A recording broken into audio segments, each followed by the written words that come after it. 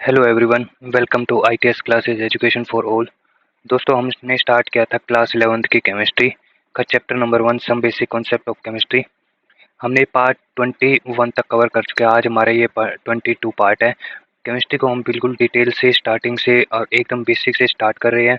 ITS classes में 6 से लेकर 12 तक के सभी सब्जेक्ट की स्टडी करवाई जा रही है, वो भी बिल्कुल डिटेल और बिल्कुल absolutely free. Chapter number 1 some basic concept of chemistry. ये जो केमिस्ट्री का कोर्स है, ये आईआईटी, जेईई, नीट, एनडीए, कोई भी बोर्ड एग्जाम हो, एफ गेट, नेट गेट या फिर कोई भी एंट्रेंस एग्जाम जहाँ पर केमिस्ट्री पूछी जाती है, उसके लिए यूजफुल है। हमने पिछली क्लास में मूल कॉन्सेप्ट के ऊपर कुछ बातें की थी, कुछ फॉर्मूले देखे, डेफिनेशन देखी थी, और हमने उसके बारे में कुछ एक क्या कहे थे, एग्जाम्पल और practice for problem for practice भी की थी। और सभी टाइप के जो क्वेश्चन थे मूल कॉन्सेप्ट के ऊपर जो पूछे जा सकते हैं, वो हमने कवर कर लिए थे। आज के लेक्चर में हम क्या पढ़ेंगे, मूल कॉन्सेप्ट ही पढ़ेंगे, वो भी किसके अंदर, सॉल्यूशन के अंदर। ठीक है। सॉल्यूशन देखो, हमने पहले भी डिस्कस किया हुआ है कि सॉल्यूशन होता क्या है। सॉल्यूशन एक होमोजीनियस मिक्सचर होगा। जब हमने कंपाउंड्स और मिक्सचर वगैरह पढ़े थे ना, उसमें पढ़ा था कि भाई सॉल्यूशन क्या था। सॉल्यूशन, सबसे पहले सॉल्यूशन की डेफिनेशन देख लेते हैं क्या होती है।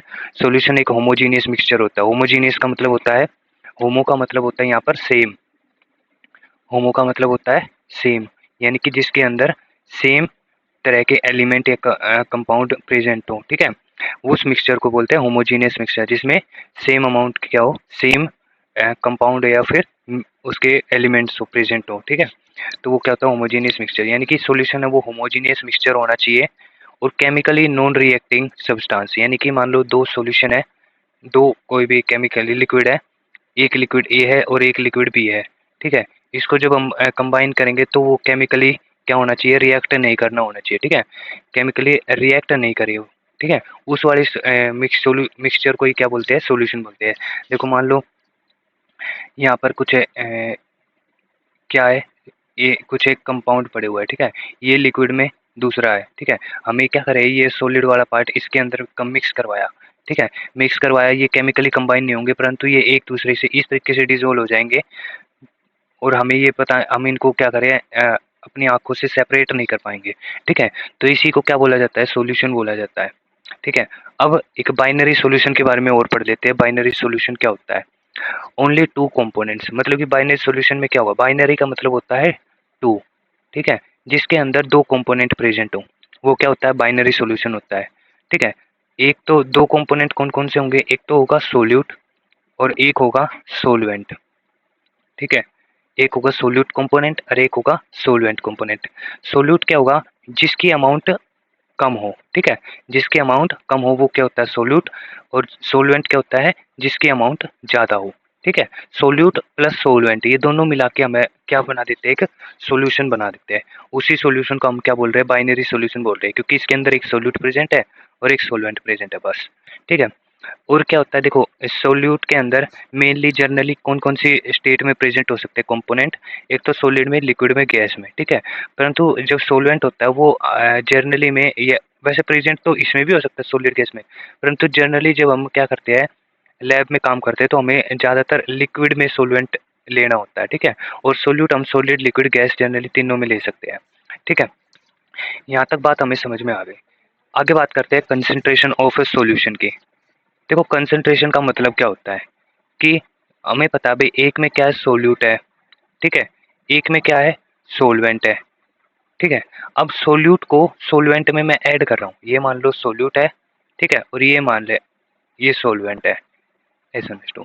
सोल्यूट को मैं किस में कंबाइन करूँगा, मिक्स करूँगा, सोलवेंट के अंदर। ठीक है, तो कंसंट्रेशन का मतलब है कि भाई मैं कितना सोल्यूट कितना सोल्यूट सोलवेंट के अंदर मिला रहा हूँ, कितने सोलवेंट के अंदर मिला रहा हूँ। ठीक है, यानी कि कितना सोल्यूट मैं कितने सोलवेंट के अंदर मिला रहा हूँ, वो क्या होता है, हमारे पास कंसंट्रेशन होती है। मैं एक एग्जांपल लेके दिखा देता हूँ मैं, क्या होता है, मान लो क्या है, ये पानी है। ठीक है, ये मान लो भाई 2 गिलास पानी है। ठीक है, इसको एक कंटेनर में डाल दिया, उसके अंदर मैं क्या डाल दूँ, 1 चम्मच चीनी डाल दूँ। ठीक है, तो उसकी कंसंट्रेशन कुछ होगी, मान लो कुछ भी हो, एक्स मान लेते हैं। अब क्या कर रहा हूँ मैं, एक नया कंटेनर लिया और 2 चम्मच चीनी क्या डाला, 2 चम्मच चीनी उस 2 ही गिलास पानी के अंदर डाल दिया, ठीक है। अब इसकी कंसंट्रेशन x2 हो गई, ठीक है, इसकी x1 x2। तो कंसंट्रेशन किसकी ज़्यादा होगी कि भाई अमाउंट ऑफ सोल्यूट किस में ज़्यादा, किस केस में ज़्यादा मिला है, 2 वाले केस में जिसमें 2 चम्मच मिलाई है। तो x2 है वो ज़्यादा कंसंट्रेशन होगी किससे, x1 से। देखो सॉल्वेंट इन दोनों केस में सेम था, 2 गिलास ही पानी था, परंतु इसने जो सोल्यूट मिलाया ना वो अलग-अलग था। एक में 2 चम्मच मिलाया, एक में 1 चम्मच मिलाया, ठीक है। तो ये मतलब होता है जनरली कंसंट्रेशन का भी, अमाउंट ऑफ सोल्यूट कितनी है उसमें सॉल्वेंट है, ठीक है। ये कितने टाइप के होते हैं, ये भाई टाइप तो इनकी 5 टाइप, 5 या 6 टाइप के होते हैं, ठीक है। हाँ 5 6 टाइप के दिखाए हुए हैं, 7 टाइप के, 7 टाइप के ये होते हैं कंसंट्रेशन। हम 7 टाइप से कंसंट्रेशन को क्या कर सकते हैं, मेजर कर सकते हैं। देखो पहली कंसंट्रेशन का टाइप है मास या फिर वेट परसेंटेज, ठीक है, यानी कि परसेंटेज की फॉर्म में। मास बोलो या फिर वेट बोलो एक ही बात है, इसको मास परसेंटेज बोलो या फिर वेट परसेंटेज बोलो। इसका मतलब क्या है, ऊपर भी वेट होना चाहिए और नीचे भी वेट होना चाहिए। मतलब कि देखो सॉल्यूशन किससे बन रहा है, सोल्यूट सोल्यूट प्लस सोलवेंट, ठीक है। इससे क्या बन रहा है हमारे पास, सॉल्यूशन, ठीक है। इससे क्या बन रहा है हमारे पास, सॉल्यूशन, ठीक है। ये बात ध्यान रखना, ठीक है। अब मैं इसी से ना सारी चीजें सोल्व करके देखेंगे, ठीक है। हाँ देखो भाई, देखो ये सोल्यूट प्लस सोलवेंट क्या हो जाएगा, सॉल्यूशन हो जाएगा। यानी कि मैं कह रहा हूँ ऊपर क्या ले रहा हूँ, मास of solute in gram, gram के अंदर mass of solute divide by mass of solution in gram. यानी कि इसमें केस में क्या होगा भाई, सोल्यूट होगा सोलवेंट होगा, दोनों क्या होगा, सॉलिड में होगा, तभी जाके ये क्या ले रहे हैं ग्राम में, यानी कि मास निकाल रहे हैं इनका, ठीक है। तो ये भी मास सॉलिड सॉलिड में, ठीक है। यानी कि एक तरीके से जब सॉलिड की बात आती है ना, तो सॉलिड के केस में इस तरीके का यूज करते हैं, मास परसेंटेज या वेट परसेंटेज, ठीक है। तो क्या है, सोल्यूट है उसको ग्राम में लिया, और जो सॉल्यूशन है दोनों को मिला के जो हमारे पास सॉल्यूशन मिला, इसका वेट किया वो भी ग्राम में किया, और उसको 100 से मल्टीप्लाई कर दिया। एक तरीके से परसेंटेज वाला नहीं हो क्या, जैसे हम परसेंटेज निकालते हैं भाई कितना परसेंटेज है, तो वही चीज़ है ये मास परसेंटेज और वेट परसेंटेज का, ठीक है। एक तरीके से परसेंटेज निकाली हुई है ये, ठीक है। आगे है strength of solution, strength of solution, solution की कितनी स्ट्रेंथ होगी, ठीक है। जब भी हम स्ट्रेंथ निकालते हैं उसमें हम जब सॉल्यूशन लेंगे वो किस में लेंगे, वॉल्यूम में लेंगे, यानी कि वॉल्यूम में उसको कैलकुलेट करेंगे, ठीक है।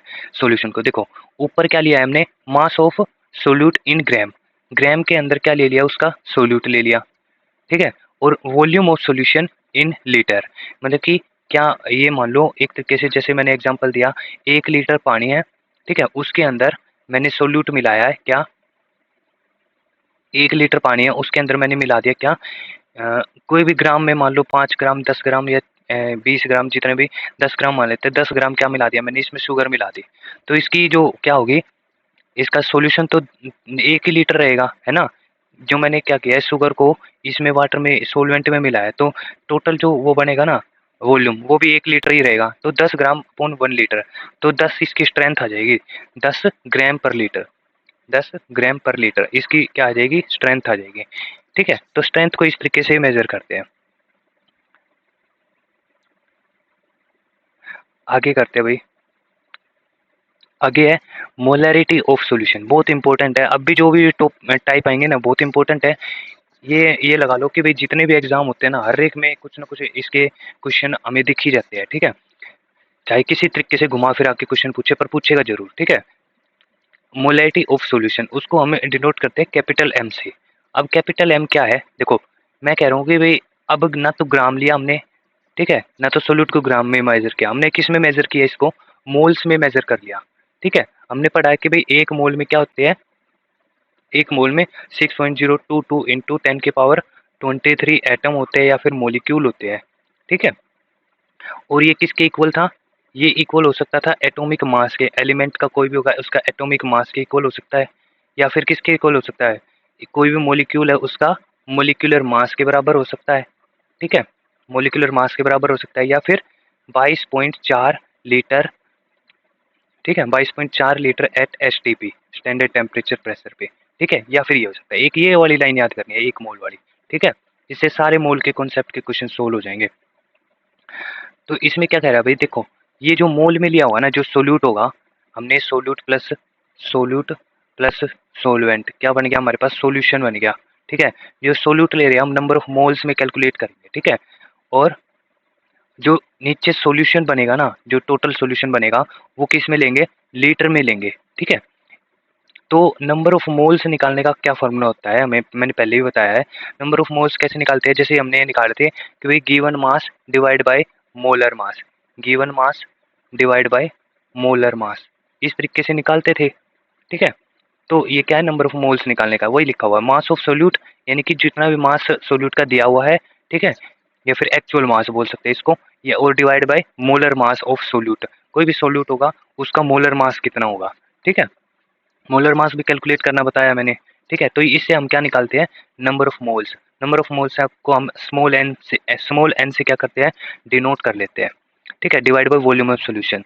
तो इस इन सब की एसआई यूनिट भी साथ के साथ देखते चलना भाई। ठीक है, ये तो हो जाएगा ग्राम ग्राम, यानी कि परसेंटेज हो गया ना, ग्राम से ग्राम कट जाएगा, इसकी परसेंटेज की तो कोई यूनिट होती नहीं। स्ट्रेंथ की यूनिट हो जाएगी ग्राम पर लीटर। ठीक है, और इसकी यूनिट क्या हो जाएगी, मोल पर लीटर। ठीक है, मोल पर लीटर, ये इसकी यूनिट हो जाएगी। आगे है मोलैलिटी। मोलैलिटी और मोलैलिटी में एक ही डिफरेंस होता है। इसमें क्या करेंगे भाई, ऊपर वाली इसको डिनोट तो करेंगे स्मॉल एम से। ठीक है, स्मॉल एम से डिनोट किया, और जो सोल्यूट का मास लिया ना ऊपर, वो तो मोल्स में ही रहेगा। ठीक है, स्मॉल एन से डिनोट किया जिसको, और जो नीचे वाली चीज रहेगी ना, सोलवेंट की जगह हम, सोल्यूशन की जगह हम क्या ले लेंगे, सोलवेंट ले लेंगे, ये बात ध्यान रखना। ठीक है, और वॉल्यूम की जगह हम क्या ले लेंगे, मास ले लेंगे, वो भी किलोग्राम के अंदर। ठीक है, वॉल्यूम की जगह क्या लिया, मास, और सॉल्यूशन की जगह क्या लिया है, सोलवेंट, और किस में लिया है, किलोग्राम के अंदर। ठीक है, तो ये हमारे पास क्या निकल जाएगी, मोलैलिटी निकल जाएगी। अब बात करते हैं एक और कंसेंट्रेशन की टर्म, ये भी इंपॉर्टेंट टर्म है, नॉर्मेलिटी। नॉर्मेलिटी को हम डिनोट करते हैं स्मॉल एन से। ठीक है, स्मॉल एन से डिनोट करते हैं, और इसको इसका फॉर्मूला क्या होता है, जो सोल्यूट होता है ना, उसका हम क्या लेते हैं, ग्राम इक्विवेलेंट लेते हैं। सोल्यूट होता है, जो भी सोल्यूट है, यानी कि सोल्यूट प्लस सोलवेंट, यानी कि सोलवेंट में जो भी हम सोल्यूट मिला रहे हैं। ठीक है, जो भी सोल्यूट मिला रहे हैं उसका ग्राम इक्विवेलेंट निकालेंगे। ठीक है, डिवाइड बाय, वही हम क्या ले लेंगे, सॉल्यूशन, उसका वॉल्यूम। ठीक है, किसके अंदर, लीटर के अंदर। ठीक है, यानी कि volume of solution in litre के अंदर। अब ग्राम इक्विवेलेंट कैसे निकालते हैं सोल्यूट का, उसका एक फॉर्मूला होता है। देखो उसका फॉर्मूला क्या होता है, ग्राम इक्विवेलेंट का, एक मिनट रुको भाई, ग्राम इक्विवेलेंट का निकालने का फॉर्मूला होता है, ये रहा, ग्राम इक्विवेलेंट निकालने का फॉर्मूला होता है, gram equivalent of solute is equal to mass of solute, जो भी, या फिर मान लो गिवन मास है, या फिर एक्चुअल मास है, क्वेश्चन में गिवन मिलेगा, या फिर एक्चुअल मास होगा। ठीक है, यानी कि जैसे हम मेजर नहीं करते किसी भी वे बैलेंस पे, जब हम किसी सोल्यूट को मेजर करते हैं तो वो क्या होता है, उसका एक्चुअल मास होता है। ठीक है, ठीक है, तो वो वाला मास कह रहा है। ठीक है, तो मास ऑफ सोल्यूट इन ग्राम के अंदर divide by equivalent mass of solute. अब ये इक्विवेलेंट मास ऑफ सोल्यूट है, जब भाई सोल्यूट है ना, उसका इक्विवेलेंट मास। अब इक्विवेलेंट मास कैसे निकाले, ठीक है, देखो ये वाला इक्विवेलेंट मास निकालना मैंने पिछले लेक्चर्स में बताया था, वो भी सभी चीज़ों के बता दिए थे। ठीक है, पर एक बार फिर से हम क्या कर देते हैं, डिस्कस कर लेते हैं इक्विवेलेंट मास कैसे निकालते हैं। देखो, इक्विवेलेंट मास हर एक चीज़ का अलग अलग निकालेंगे। इक्विवेलेंट मास ऑफ एलिमेंट, कोई भी एलिमेंट है उसका इक्विवेलेंट मास कैसे निकाले भाई, पहले देखो एटॉमिक मास देखो एलिमेंट का, डिवाइड बाय उसकी जो एलिमेंट की वैलेंसी होगी ना, उससे डिवाइड कर दो। ठीक है, यानी कि मान लो कि भाई यहाँ पर है कॉपर ऑक्साइड, उसका इक्विवेलेंट मास निकालना है। ठीक है, कॉपर का। ठीक है, वो कैसे निकालेंगे भाई, पहले देखो कि भाई इसका एटॉमिक मास क्या होता है कॉपर का, कॉपर का नहीं भाई, ये तो शायद टोटल हो जाएगा। हाँ, कॉपर का एटॉमिक मास है ऊपर। ठीक है, 63.6, और डिवाइड बाय इसकी वैलेंसी कितनी होगी, देखो कॉपर ऑक्साइड में कॉपर की कितनी वैलेंसी होगी, 2 होगी। ठीक है, तो उसको डिवाइड किया तो हमारे पास ये आ गया इसका इक्विवेलेंट मास। अब इसके अंदर देखते हैं कॉपर 2 ऑक्साइड। ठीक है, मतलब कि इसके अंदर कॉपर की वेट तो सेम रहेगा, एटॉमिक वेट तो क्या रहता है कॉपर का, सेम रहेगा दोनों में। ठीक है, डिवाइड बाय इसकी वैलेंसी देख लेंगे, वैलेंसी कितनी हो जाएगी इसकी, 1 हो जाएगी। ठीक है, वैलेंसी देखना भी मैं अगले जब केमिकल बॉन्डिंग चैप्टर आएगा उसमें बता दूंगा कि भाई कैसे देखते हैं, हर एक एलिमेंट की आपको देखने आ जाएगी वैलेंसी। ठीक है, अभी के लिए यहाँ देख लो कि भाई, इसके याद रख लो कि भाई कॉपर ऑक्साइड की क्या आती है, इसकी वैलेंसी Cu2O में 1 होती है कॉपर की वैलेंसी। ठीक है, आगे बात करते हैं कि equivalent mass of ion, ion का इक्विवेलेंट मास कैसे निकाले। अगर आपको आयन देते उसका इक्विवेलेंट मास कैसे निकालोगे।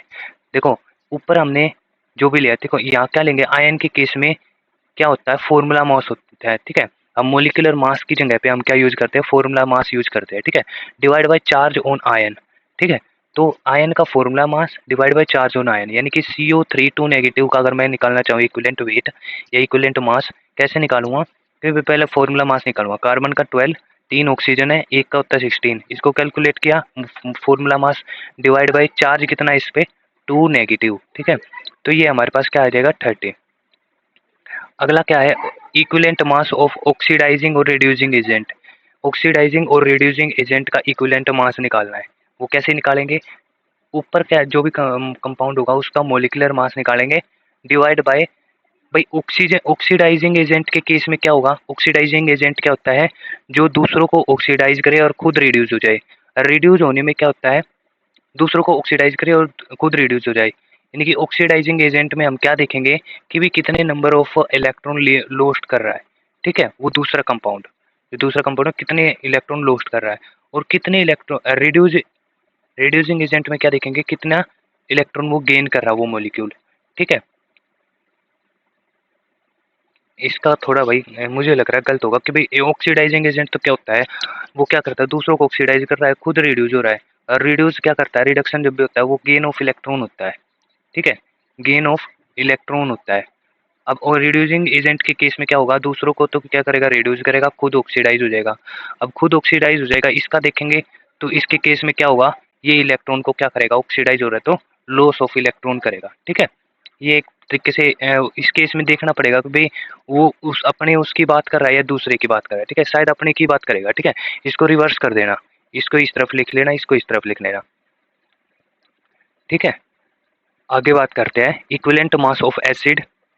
अब एसिड के केस में इक्विवेलेंट मास कैसे निकाले, molecular mass of acid, acid का मोलिकुलर मास, जो भी अब एसिड दिया हुआ है उसका मोलिकुलर मास निकालेंगे और बेसिसिटी ऑफ एसिड से डिवाइड कर देंगे। अब बेसिसिटी कैसे निकालते हैं, कोई भी मान लो एसिड है, उसकी बेसिसिटी कैसे निकालेंगे कि भाई उसमें देखेंगे भाई कितने number of H positive ion replace कर रहा है इन एसिड मॉलिक्यूल। कोई भी एसिड मॉलिक्यूल देख लो, H2SO4 ले लीजिए, ठीक है, इसमें H पॉजिटिव कितना रिप्लेस करेगा, भाई 2H पॉजिटिव रिप्लेस कर सकता है, तो इसकी बेसिसिटी क्या हो जाएगी, 2, ठीक है। अब इसी तरीके से इक्विवेलेंट मास ऑफ बेस निकाल सकते हैं। ऊपर लिखेंगे जो भी बेस दिया हुआ है, molecular mass of the base divide by acidity of base. अब एसिडिटी ऑफ बेस कैसे निकालते हैं, बेस की एसिडिटी, कि भाई कितने number of OH ion replace कर रहा है इन बेस मॉलिक्यूल। कोई भी बेस मॉलिक्यूल है, ठीक है, मान लो CaOH ट्वाइस है, ये हमारे पास बेस है, ठीक है। अब इसकी बेसिसिटी देख, एसिडिटी देखते हैं इस बेस की, भाई कितने OH कितने रिप्लेस करेगा, 1 करेगा, ठीक है। तो एक OH क्या करेगा, रिप्लेस कर सकता है, तो इसकी एसिडिटी 1 आ जाएगी। तो इक्विवेलेंट मास का यही तक था, ठीक है। इक्विवेलेंट मास मतलब कि इससे ज्यादा टाइप आएगा ही नहीं आपके क्वेश्चन में। अब बात करते हैं उसी नॉर्मेलिटी वाले उस पे चलते हैं भाई, आगे वाले पे। ये रहा, हमने सभी के इक्विवेलेंट मास निकाल ले, देख ली जो जो सोल्यूट की फॉर्म आ सकती है, ठीक है। तो उसको क्या करेंगे, उसको डिवाइड कर देंगे मास ऑफ सोल्यूट से, हमारे पास gram equivalent mass of solute आ जाएगा। फिर ग्राम इक्विवेलेंट ऑफ सोल्यूट को डिवाइड करेंगे किससे, volume of solution in litre से, तो हमारे पास क्या आ जाएगी, नॉर्मेलिटी आ जाएगी, ठीक है। अब इक्विवेलेंट मास ऑफ साल्ट और होता है, ठीक है। हमने आयन देख लिया, एसिड देख लिया, बेस देख लिया, आयन देख लिया, एक साल्ट के बारे में और देख लेते हैं। मान लो कोई भी साल्ट है, NaCl साल्ट मान लो, ठीक है। तो उसका कैसे निकालेंगे, तो मोलर मास ऑफ साल्ट, भाई इसका मोलर मास कितना होगा, ठीक है, divide by total positive valency of metal. Total positive, देखो इसकी जगह पे अगर हम नेगेटिव भी लिखेंगे ना, एक ले लो या फिर नेगेटिव की ले लो या पॉजिटिव की ले लो, हम यहाँ पर पॉजिटिव लिखा है तो पॉजिटिव की याद कर लेंगे, ठीक है। तो यानी कि मोलर मास लिखेंगे ऊपर इसका और डिवाइड बाय क्या करेंगे, इसकी टोटल जो मेटल की पॉजिटिव वैलेंसी होगी, यानी कि इसके केस में Na पॉजिटिव है, यानी कि +1 है इसकी वैलेंसी, ठीक है। तो यहाँ पर क्या आएगा, 1। अगला जो टाइप है, 6 टाइप है, वो क्या है, mole fraction. Mole fraction of component in solution, भाई कोई भी सॉल्यूशन है उसके अंदर मोल फ्रैक्शन कैसे निकाले, ठीक है। देखो 2-3 याद करना पड़ेगा। N1 क्या हो, मान लेते हैं N1 क्या है, मोल ऑफ सोलवेंट, ठीक है। ये हमारे पास सोल्यूट है, सोल्यूट, ये हमारे पास सोलवेंट है, ठीक है। ये हमारे पास सोलवेंट है और इसको मिलाने के बाद हमारे पास क्या बन रहा है, सॉल्यूशन बन रहा है। ठीक है, तो ये N1 क्या है इसका, इसके अंदर कितने नंबर ऑफ मोल्स है सॉल्वेंट के अंदर। N2 क्या है, कितने नंबर ऑफ क्या है मोल्स है इसके अंदर सोल्यूट के अंदर N2। ठीक है, अब X1 क्या है, मोल फ्रैक्शन ऑफ सोलवेंट, और X2 क्या है, मोल फ्रैक्शन ऑफ सोल्यूट। देखो एक तरीके से याद कर सकते हो भाई, जिसका बड़ा होगा ना, मतलब कि जैसे सोलवेंट क्या है, लार्ज अमाउंट में है, सोलवेंट क्या है, लार्ज अमाउंट में हमें पता है, तो पहला स्थान बड़े को मिलेगा। ठीक है, सोलवेंट बड़ा है, लार्ज है, बड़ा है, तो उसको पहला स्थान मिलेगा, यानी कि N1। ठीक है, पहले 1 उसको मिला, और फिर छोटा जो है उसको 2 मिल जाएगा। ठीक है, यानी कि सोल्यूट छोटा है, स्मॉल अमाउंट में होता है। ठीक है, तो इसको हमने क्या मान लिया, N2 मान लिया। तो इसी तरीके से मोल फ्रैक्शन की भी टर्म इसी तरीके डिवाइड कर दिया, जहाँ पर 1 है वहाँ पर सोलवेंट का मोल फ्रैक्शन। ठीक है, तो 2 के लिए सोल्यूट का मोल फ्रैक्शन। अब मैं निकालूँ अलग अलग कैसे निकालते हैं मोल फ्रैक्शन को। देखो पहले मैं निकालता हूँ सोलवेंट का। ठीक है, x one mole fraction of solvent क्या आ जाएगा भाई, moles number of moles of solvent divide by number of moles of solution. ठीक है, सॉल्यूशन का कैसे निकालेंगे भाई, सोल्यूट का मोल देख लो और सोलवेंट का मोल देख लो, उनको ऐड कर दो तो हमारे पास क्या आ जाएगा, सॉल्यूशन के नंबर ऑफ मोल्स आ जाएंगे। ठीक है, इस तरीके से हम मोल फ्रैक्शन क्या करते हैं, कैलकुलेट करते हैं। अब सोल्यूट का इसी तरीके से कैसे करेंगे भाई, सोल्यूट के मोल नंबर ऑफ मोल्स ऊपर आ जाएंगे डिवाइड बाय सॉल्यूशन के नंबर ऑफ मोल्स। ठीक है, N1 प्लस N2, इसका जो टोटल होता है, ये वाला रिजल्ट है, ये वाला याद रखना कि X1 is equal to X2, X1 plus X2 is equal to 1 होता है। X1 plus X2 is equal to क्या होता है, 1 होता है। ठीक है, या फिर आप करके भी देख सकते हो। देखो मैं करके दिखा देता हूँ ये वाला रिजल्ट कैसे प्रूव हुआ। देखो X1 की वैल्यू क्या है हमारे पास, N1 divide by N1 plus N2। X2 की वैल्यू क्या है हमारे पास, N2 divide by N1 plus N2। ठीक है, अब इसको ऐड करेंगे, X1 प्लस X2 निकालना है ना, तो इसको ऐड कर देंगे, N1 upon N1 plus N2 plus N2 upon N1 plus N2। ठीक है, इसको ऐड करेंगे, ऐड करने पर हमें क्या मिलेगा, N1 प्लस N2। अब इसको क्या करेंगे, इसको ऐड करो भाई, कैसे ऐड करेंगे, ये तो आ जाएगा N1 प्लस N2, यही आ जाएगा है ना। तो इसको ऐड करेंगे ना, एलसीएम लेके ऐड करेंगे तो ये आ जाएगा। अब N1 plus N2, N1 plus N2 क्या है, सेम है हमारे पास, ये रिजल्ट में क्या आ जाएगा, 1 आ जाएगा। तो यही रिजल्ट यहाँ पर डायरेक्ट लिखा हुआ है। ठीक है, अगला जो लास्ट वाला टाइप है वो क्या है, पार्ट्स पर मिलियन, पीपीएम। ठीक है, पीपीएम का क्या फुल फॉर्म होगी, पार्ट्स पर मिलियन, इसके बारे में देखेंगे। देखो फॉर एवरी डाइल्यूट सोल्यूशन, मान लो मैं क्या कर रहा हूँ कि भाई पानी लिया मैंने, ठीक है, पानी लिया, इसके अंदर मैंने 1 चम्मच चीनी मिला दी। ठीक है, इसका कोई कुछ ना कुछ कंसंट्रेशन होगी। ठीक है, मान लो कि भाई 1 चम्मच चीनी में 5 ग्राम मान लो, और 1 लीटर में ले रहा हूँ, 5 ग्राम चीनी 1 लीटर में, इसकी एक कंसंट्रेशन होगी। ठीक है, अब मैं कह रहा हूँ भाई इसको और पानी मिला दिया, और पानी मिला दिया, मतलब बहुत ज़्यादा पानी मिला दिया, इतना पानी मिला दिया कि भाई ये बहुत ज़्यादा डाइल्यूट हो गया। इसमें जो ये वाली थी ना, मान लो अब ये क्या होगा, 5 ग्राम पर लीटर थी, अब वो कितनी हो गई, 5 ग्राम अपॉन 10 लीटर हो गई, तो इसकी जो कंसंट्रेशन है वो बहुत कम हो गई, है ना। तो उसी केस में बोल रहा है कंसंट्रेशन कम होगी, इसका मतलब बहुत ज़्यादा डाइल्यूट हो गया। ठीक है, फॉर वेरी डाइल्यूट सॉल्यूशन, जब सॉल्यूशन बहुत ज़्यादा डाइल्यूट हो जाता है, उसके अंदर बहुत ज़्यादा पानी मिला दिया जाता है। ठीक है, तो उसको इसकी जो कंसंट्रेशन है वो उसको मेजर करना ऊपर वाले मेथड से, ठीक है, जितने भी हमने डिस्कस किया उससे मेजर करना बहुत मुश्किल हो जाता है, क्योंकि वैल्यू है ना बहुत ही क्या होगी, मिलियंस में चली जाएगी। ठीक है, मतलब कि उसके अंदर बहुत सारे मॉलिक्यूल आ जाएंगे। तो पीपीएम ऑफ ए, यानी कि कोई भी एक सोल्यूट है उसका पीपीएम निकाल रही है, पार्ट्स पर मिलियन निकाल रहे हैं, यानी कि हम क्या लिखा है, इस कंसंट्रेशन निकालने एक तरीके से कैसे निकालेंगे, मास ऑफ ए, कि भाई किसी का मास देखा कितना भी है सोल्यूट का। ठीक है, ए का mass divide by mass of solution, कि भाई उस सॉल्यूशन का मान लो जितना भी हमने मिलाया, फिर उसका मास देख लेंगे उसका मास कितना होगा। ठीक है, और उसको मल्टीप्लाई कर देंगे किस से, 10⁶, ये मिलियन हो गया ना, तो 10 लाख क्या है, 10 लाख क्या है, 1 मिलियन। ठीक है, तो 1 मिलियन से 10 लाख से मल्टीप्लाई कर दिया, तो हमारे पास जो फ्रैक्शन आता है वो क्या आता है, पार्ट्स पर मिलियन का आता है। ठीक है, एक तरीके से ये क्या है, परसेंटेज का ही तरीका है ना, परंतु ये परसेंटेज तो हम किस में देखते थे, 100 में, अब ये पार्ट्स पर मिलियन किस में देख रहे हैं, 10 लाख में। ठीक है, बस यही फर्क है, और मतलब कि सेम सा ही है, इसका परसेंटेज जैसा ही है। ठीक है, आगे जो है हमारे पास वो क्या है, क्या कह रहा है भाई, जो pollution of atmosphere measured in PPM. देखो बहुत सारे मोलिक्यूल, वो एटमॉस्फेयर तो बहुत बड़ा है, ठीक है, तो उसके अंदर जब भी हम पोल्यूशन को मेजर करते हैं वो हम पीपीएम में मेजर करते हैं। But volume is used in the place of mass, परंतु मास के केस में यानी कि पार्ट्स पर मिलियन में हमने यहाँ पर मास लिया है ना सॉल्यूशन का, परंतु एटमॉस्फेयर के केस में हम क्या ले लेते हैं, वॉल्यूम ले लेते हैं, ठीक है।